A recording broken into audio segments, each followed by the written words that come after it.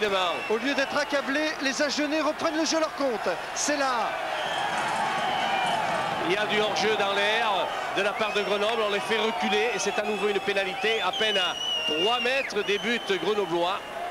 Ils savent à Geng que ce n'est pas une pénalité qu'il leur faut, c'est un essai pour égaliser. Oui, mais ils ont encore... Pas égaliser, non, pour passer devant. Ils ont encore 10 minutes, voilà. Ont-ils raison? Je pense qu'il a raison, Philippe Sella, de faire tenter la pénalité. Il y a encore 10 minutes. Il y a encore 10 minutes et Grenoble ne mène que par 16 à 12. Alors l'incident tout à l'heure, il est très clair puisque M. Rouve, l'arbitre de touche, avait signalé une pénalité à Genèse. Les Agenais eux-mêmes se sont arrêtés de jouer pratiquement. Alors que l'essai était marqué par Gouaran et l'arbitre très justement a accordé cet essai. Pierre Morlaur. Pierre Morlaur, oui, entre les poteaux. Et il passe la pénalité, Pierre Morlaur.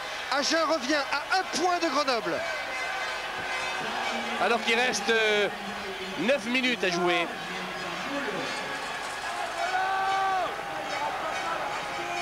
Pierre Morlaur, sa 5e pénalité depuis le début de ce match.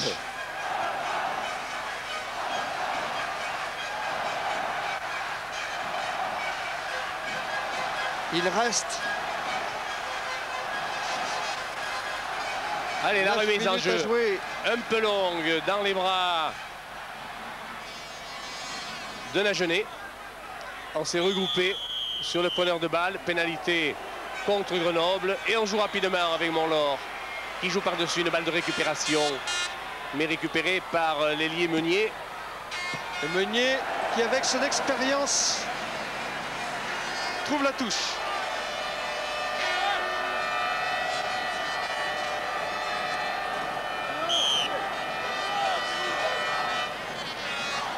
Remise en jeu d'Almazo.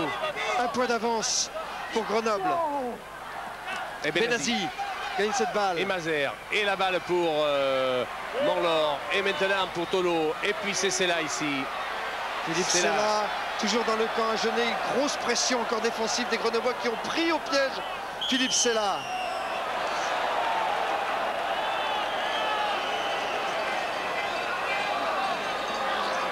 Septième minute de la deuxième mi-temps de la prolongation. Plus que 8 minutes à jouer. Morlaur qui essaie de ramener le jeu à Genève dans le camp grenoblois. Long coup de pied à Genève.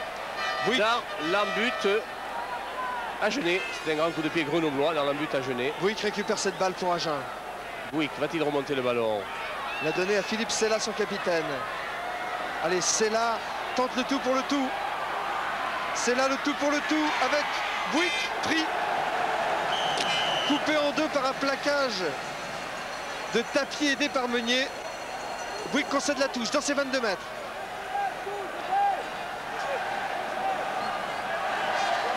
Eric Ferruit s'apprête à faire cette remise en jeu à la touche.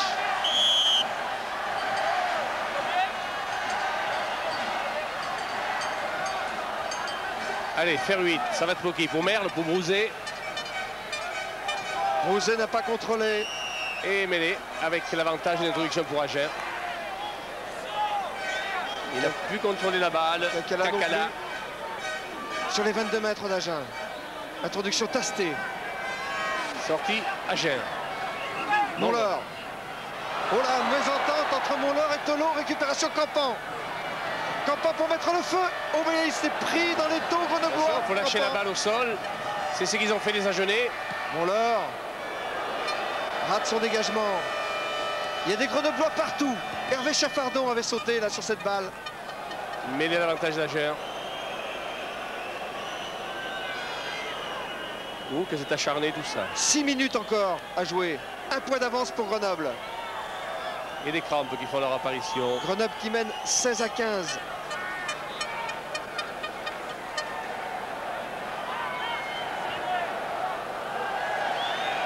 Tasté a bousculé Weber.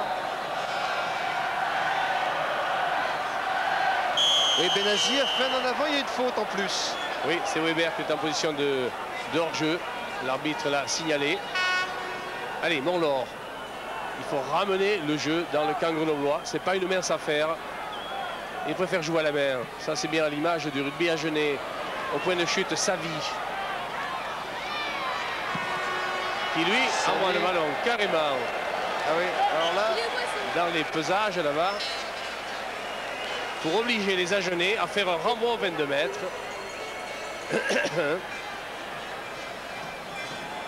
Olivier Campan récupère. 5 minutes à jouer. Un tout petit point qui sépare les deux équipes et c'est Grenoble qui mène. Les 5 dernières minutes pendant la prolongation ici à Béziers. Grenoble 16, Agen 15. Et c'est Montlort qui joue la remise des 22 mètres.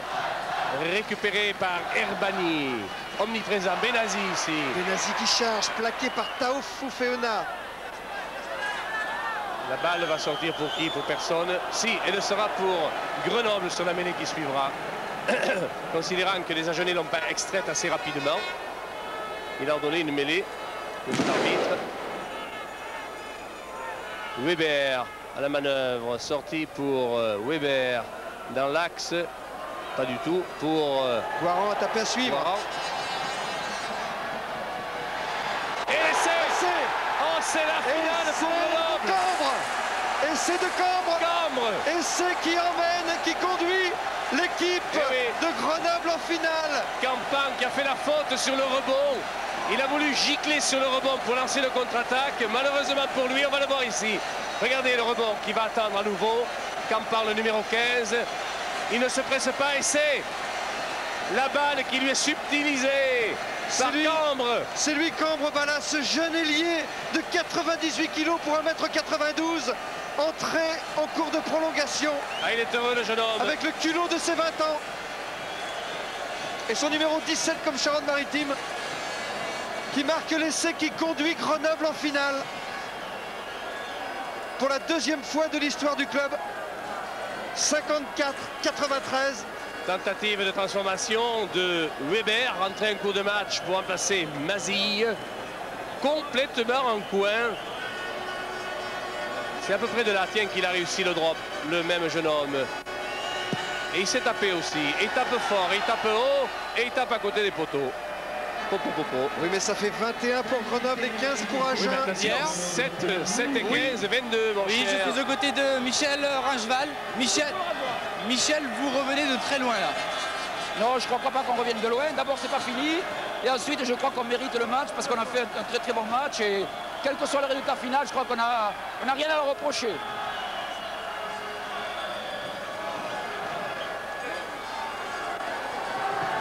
Voilà les dernières minutes du match. Mais je crois maintenant que du côté agenais, on a compris que c'était fini. On peut faire confiance aux Agenais. Oh oui, il n'y a qu'un essai transformé qui pourrait les sortir de là. On peut faire confiance aux Agenais pour tenter le tout pour le tout. Ça c'est sûr, c'est parti d'ailleurs. Même à la dernière seconde de ce match, avec Philippe Sella, Philippe Benetton, Olivier Campan, Eric Tolo. Regardez ce pressing. Récupération Frédéric Vélo. Passe en cloche pour Cambre. Le ballon est toujours grenoblois. Eh bien, qu'est-ce qui se passe là-bas? Encore un essai. Et il y est. L'essai de Willy Tao. Il n'est pas accordé. Il n'est pas accordé. Au 22, alors que Tao Fifenois revendique l'essai. Willy Tao avait plongé devant Bouygues. Et finalement, Monsieur Thomas ne l'accorde pas. Non. Mais encore un coup du petit Fouroux.